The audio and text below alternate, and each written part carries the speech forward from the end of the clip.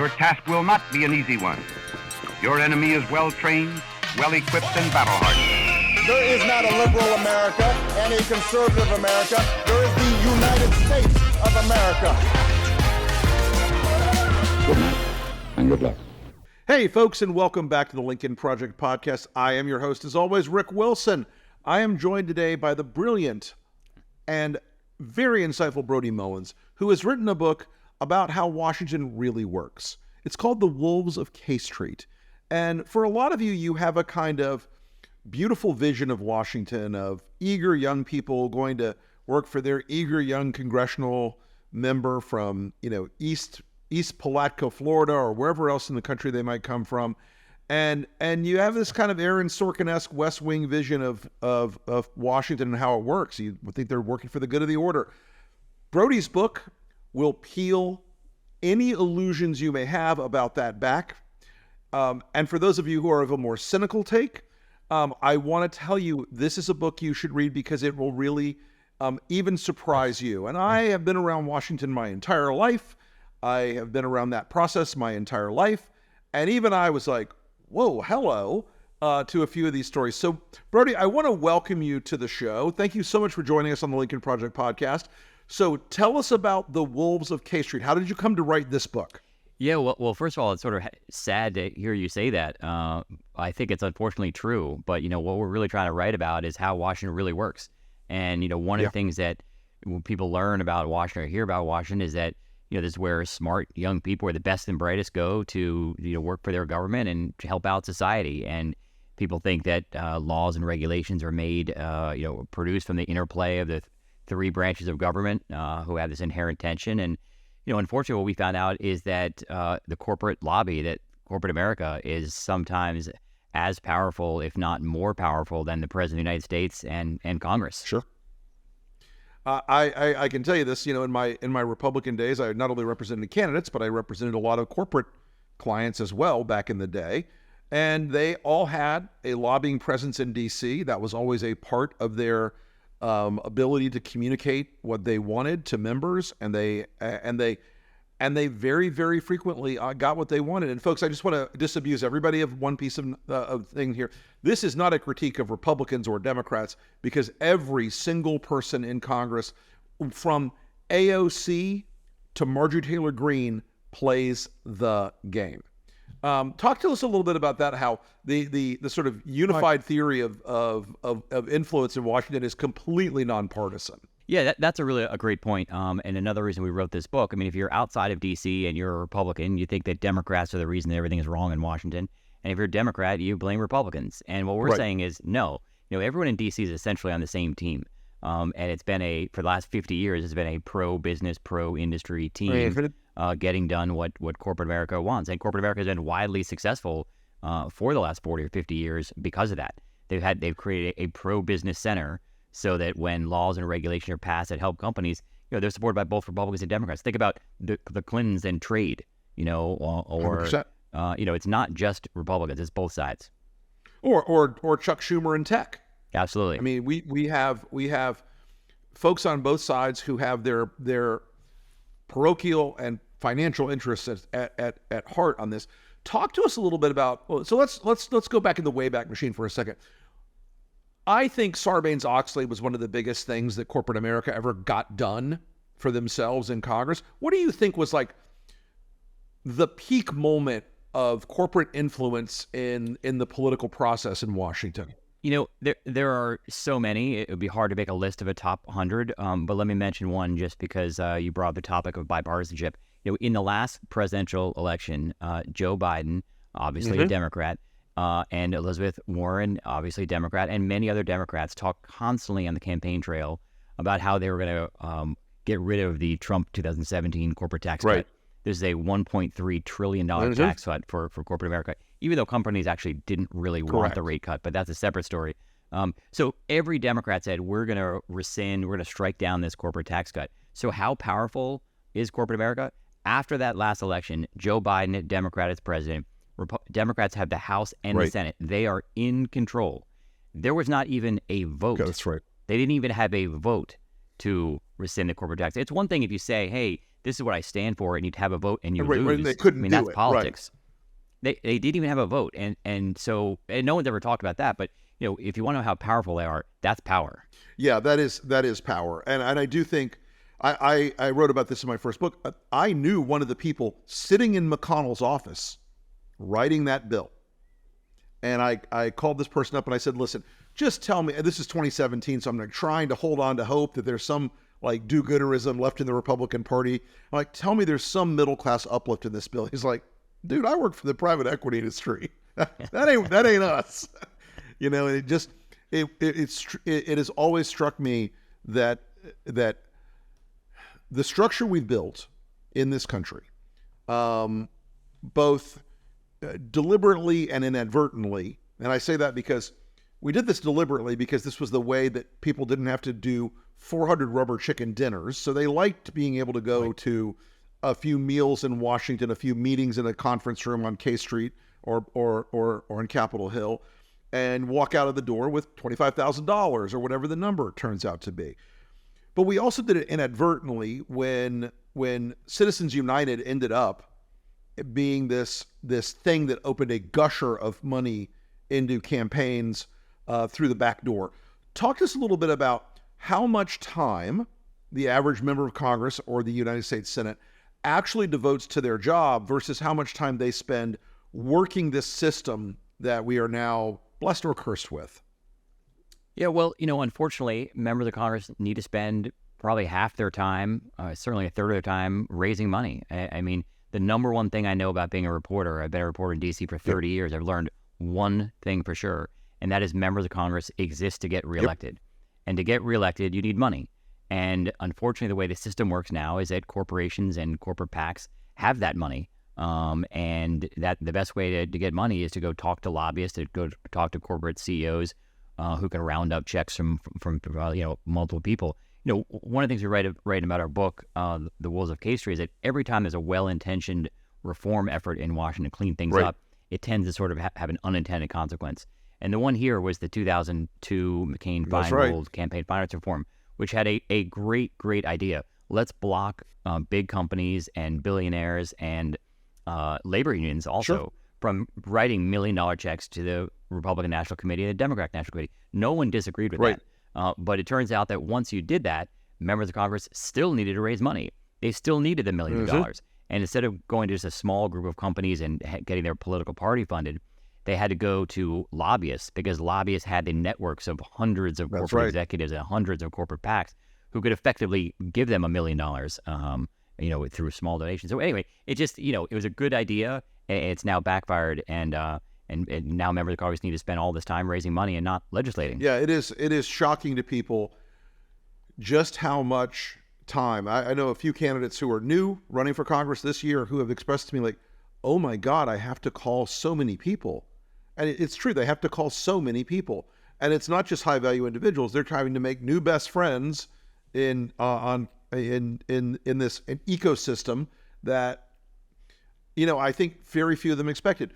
One of the ways that this ecosystem preserves itself and continues on is the expectation among both elected members and among staff members, especially as they get more senior, both in the offices of members and in the committees, is the expectation that when they leave Capitol Hill, as they inevitably will, they will move from these actually low-paying jobs, considering D.C. as a city and how expensive it is, into K Street, where all of a sudden they're making beach house money. Talk to us about like the psychological effect that has on people as they interact with lobbyists when they're staffers and as they move up the food chain.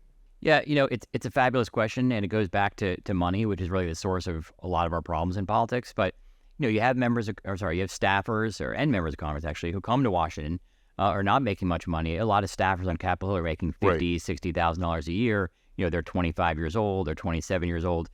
You can't be married or have kids because you can't afford to work on Capitol Hill. But everyone knows that at any point you can pull the ripcord and go work for a big company and become a lobbyist. In fact, one of the worst stories I've ever heard was I've covered lobbying in D.C. for 20 years, so I was covering Jack Abramoff back before he got in trouble in the big Jack Abramoff scandal. And the people on his team told me that when Jack Abramoff went and met with a member of Congress or met with a key staffer, he would always say, hey, someday come work for me. I'll triple your Right. salary. And just putting that nugget in someone's brain that at any point you can go triple your salary. It meant that every time Jack Abramoff came to your office, you weren't going to screw him over. You're going to do whatever he That's wanted. Because eventually you're going to go work for him. Now, maybe you wouldn't work for Jack Abramoff, but you work for one of his colleagues or some other lobbying firm. I mean, and that's really a pernicious way of acting. Yeah, I mean, and again, folks, this is a bipartisan thing because as much as, say, Barbara Griffith Rogers was all formed by a bunch of Republicans that I used to know in the day, and they also all have a Democratic component. There are Democratic firms that were founded by big Democratic, staffers or members that all have a Republican component. It is entirely nonpartisan in the way they do it. And it's all about this having a network of access to people on Capitol Hill. So one of the things that we don't do anymore in Congress are single subject bills. Everything tends to become a big omnibus train. There's 100 different nicknames, a Christmas tree, a train. These things become so large and so complicated that a lot of things happen sort of in the dead of night in the amendment process or in the staffing process. And people just don't even know about some of the stuff that gets done until it almost hits the floor. Talk to us a little bit about how that the last minute insertion of things. And believe me, guys, I'm going to confess something. When I worked for the Department of Defense, we did legislative affairs stuff. And there were frequently times when a friendly member would go, let me put that into the MilCon bill at the last minute for you. Let me put that into the appropriate bill at the last minute for you. We don't want to run that by everybody and get everybody all crazy about X or Y issue. And I saw that happen 100 times. So talk to us about a lot of this becomes very stealthy, very last minute. And the lobbyists are actually writing the language that goes into the bills, not the bill drafting folks or the legislative staff folks. Yeah, and that's not a mistake. I mean, this is all by design. I mean, the bigger the bill that you have, the less scrutiny that the public or the press, or any regular American can give to it. I mean, some of these bills are thousands of pages long. It's also no surprise that this happens on the defense bill. I mean, everyone in Washington, Republicans and Democrats, are going to vote for the defense funding bill. You cannot not fund the defense, and therefore this becomes what we call the Christmas tree, where everyone hangs their legislative priorities in it, where everyone puts their little corporate goodies onto that bill, because at the end of December every year, or by the end of December, we always pass the defense bill. Republicans and Democrats do it, and they just add things to it so that no one can see it, and then it gets passed, and then months later people say, oh wow, look at all these things. I'm outraged that we're spending Defense Department in the defense bill to, this is a actual true story from the day, we moved an anchor from an aircraft carrier to a congressman's district so he could mount it in a park, and it cost millions of dollars to do this operation. In 1990s dollars, it cost us millions of dollars, and it was like, you're gonna fight it in the end? Yeah, not. So, I think people should have a very skeptical view of everything that goes through Congress now, because there is so much that happens.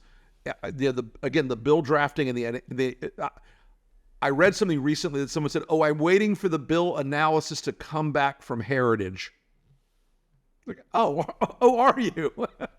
You don't have your own professional staff to do that? They're like, nah, we wanted their analysis.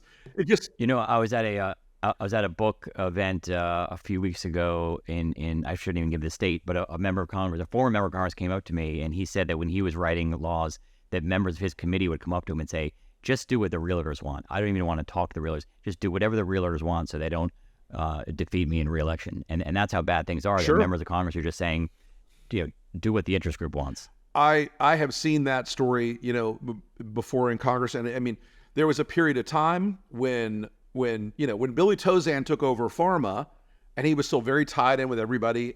There was a period where people were like, I'm not crossing pharma. I'm not going to mess with those guys. There have been periods where, Republicans are like, I'm not touching anything with the NRA. That star's faded a bit, but there are, yeah. And honestly, the NRA actually represents what I call this sort of, modern day Byzantine corruption, because there is a degree to which the corruption becomes so crazy inside these lobbying firms, where the Jack Abramoffs of the world are living these days where they're wearing $10,000 suits and buying $3,000 lunches for people. And I don't think people understand out in the world, and you sort of highlight this, these guys make an astounding living. They make a mad amount of money. Yeah, I think, any lobbyist who works at his own lobbying firm is making $1 million or $2 million a year, Sure. easy. I mean, it's a fantastic lifestyle. And what's also interesting about lobbying is a lot of times, it's so hard to get things done in Congress, and sometimes it's sort of magical how things get done, that there's a lot of lobbyists who represent clients who really don't do much work. And if Congress passes a trade bill, they say, hey, I got that done Right. for you, when in fact they didn't do anything. Yeah, that there is a bit of that I've observed over the years of people who've been on retainer for some of these firms for 5, 6, 10 years, and it is very some people look at it as like an insurance policy to keep somebody like that on retainer, and other companies sort of say, well, it's our due diligence. We're not worried about what they're doing as long as we have them when we need them. Which leads me to a question. A lobbyist I was talking to this morning, I mentioned I was going to interview you about the book, and she said to me, I wonder if people understand now that in DC, a lot of the old industries that used to be predominant are now sort of in the background. She's like, these days TikTok and Meta and Google and now OpenAI have become a full employment act if you can draw air into your lungs as a lobbyist, basically you can work for one of those companies right now. Yeah, absolutely. I mean, Google, Amazon, Facebook, and Microsoft are not only the biggest companies in the country, but they have the biggest lobbying Right. operations. They have the most at stake. And, if you go and look at Joe Biden's top sources of money to his campaign, you're going to see those 4 Sure. companies, 1, 2, 3, 4. That's because they had so much at stake. Take Google. There are 2 separate antitrust lawsuits going on at DOJ against Google right now that could break up the company. There are there are bills in the Senate, that could break up the company and end its business. There's privacy bills, there's children's protection bills, there's all sorts of stuff that could break up the Right. company. But so far, nothing has happened. Nothing bad has ever come out of Washington to hurt Google, and it's because of how much money they spend. So from their point of view, it's money well worth spent. They were getting a great return on their investment. Yeah. One of the things I'm interested in, and that I was talking to my friend about, is that Google and Facebook and all these other companies, they really haven't faced a lot of pushback either on the executive branch side, in the FTC or the regulatory side, or from the Department of Justice. And right now, they do seem to be under more pressure than they've been for a very long time. Lena Khan, in particular, is not a favorite in Silicon Valley these days. Talk to us about the lobbying sort of pushback on what I think are pretty modest regulatory efforts by the Biden administration. Yeah, so Lena Khan at the Federal Trade Commission and Jonathan Cantor at the Antitrust Division of the Justice Department, these are the 2 main antitrust enforcers in America right now. They are both going full speed head on at big tech. They have a Right. lawsuit against Amazon, 2 against Google. They've had lawsuits against Apple, Facebook in the past. So they are really trying to change the way things have been for the last 40 or 50 years in antitrust, which is basically saying bigger is better. When 2 companies merge, it's not the government's job to get involved. We should let companies get bigger in order to compete overseas. Those 2 and many others down in Washington are really trying to change that mentality. And you're talking about things being bipartisan. This could be a bipartisan issue. Some of those lawsuits, the ones against Google, were actually started in the Trump administration. And if Trump wins, it's very likely that he could continue these anti-tech investigations because he believes, as many other Republican, populist, and progressive Democrats, that these companies have gotten too big and too influential in Sure. Americans' lives. So this could be a bipartisan win down the road. I mean, I was shocked to agree with Josh Hawley on something recently because he was talking about Lena Khan and some of the antitrust stuff that's going on, and she's got the right point, and he actually agreed with it, which stunned me because there is a degree to which there has been an unconstrained growth in the tech sector in certain areas, and they've sort of, these 5 or 6 big companies have divided up the pie in a I hate using the word, sort of an oligopoly fashion, but they really have a very controlled market in things like search, in things like But social. some of those, some of the folks like Josh Hawley, Josh Hawley's not alone. It's J.D. Vance, Right. Marsha Blackburn, Tom Cotton sometimes. These are populist Republicans in the Senate who used to be, very, very conservative Republicans. who are now saying, in fact, I spoke with J.D. Vance about this. He said concentrated economic power, as in big businesses, are as dangerous or more dangerous than big government. And he's calling on the government to go after some of these tech companies. And, that's something that Democrats used to do, and now some Republicans are saying that. I'd be curious if JD would go after private equity in the same way, because you can make that same argument that you've got a concentration of economic power in Blackstone, BlackRock, and a few of these others that is now vastly exceeds the resources of 80% of all nations, not just, when BlackRock has a GDP of trillions of dollars every year, it sort of starts to distort the market a wee bit. And I think we've seen a lot of things that K Street has protected and insulated these industries very effectively over the last 20, 30, 40 years. And where do you see the big fights ahead for I think I feel like they got the lobbyists who invested in Leonard Leo and the Federalist Society this week, or last week rather, with Chevron. The Chevron decision got one of the greatest regulatory wins of all time. They didn't spend that much money supporting Leonard and the Federalist Society, but man, the outcome is going to be worth trillions of dollars to these companies. Am I right about that?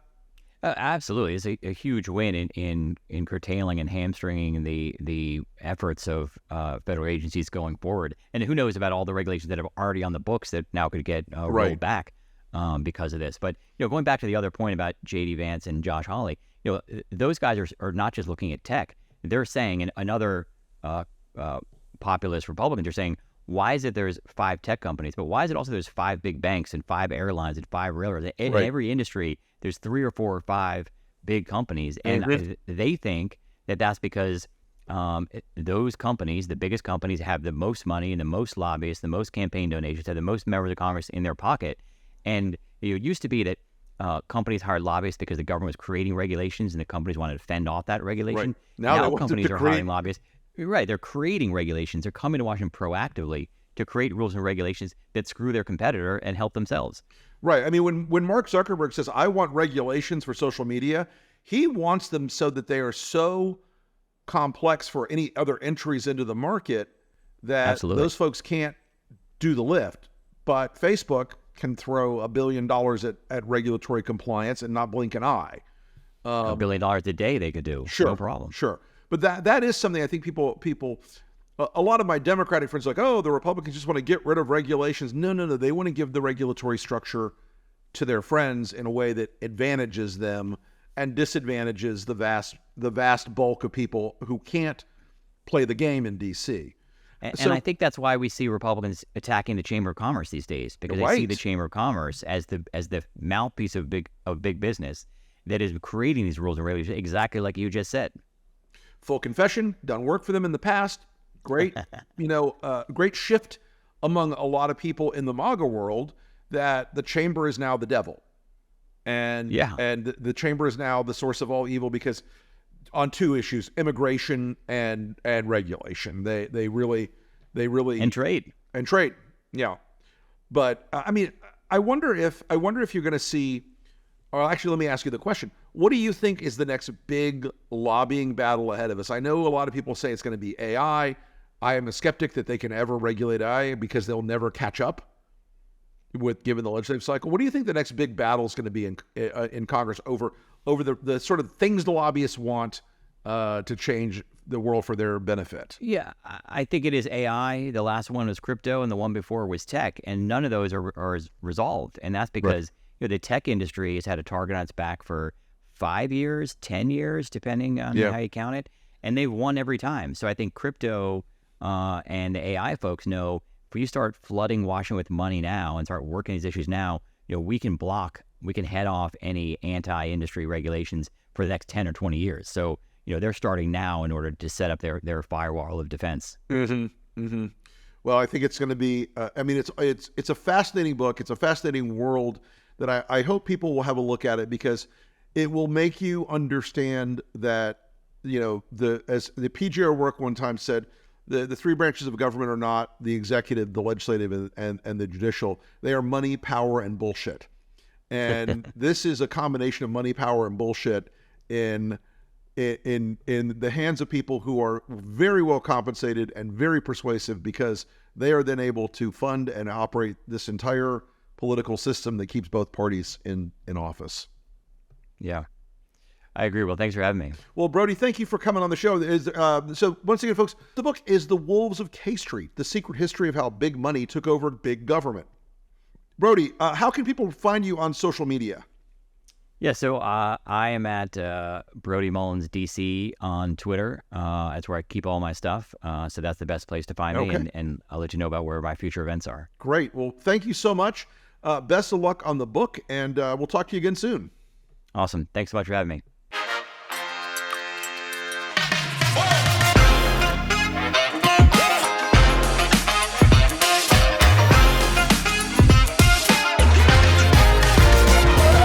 Good night and good luck.